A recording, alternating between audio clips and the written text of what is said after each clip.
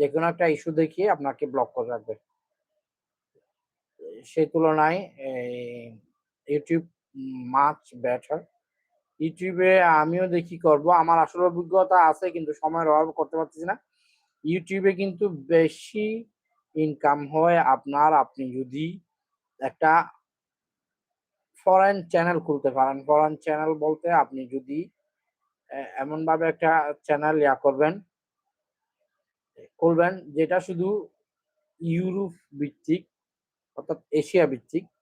এরকম চ্যানেল যদি আপনার হয় তাহলে আপনি মোটামুটি এগিয়ে যেতে পারবেন। আপনার মোটামুটি একটা অবস্থান হবে এবং ওখানে পেমেন্টও বেশি করে। এখানে যদি একটা এই আপনার কি বলেন যে ভিডিওতে $10 দেয় ওখানে $100 দিবে। এটা একটা প্লাস পয়েন্ট।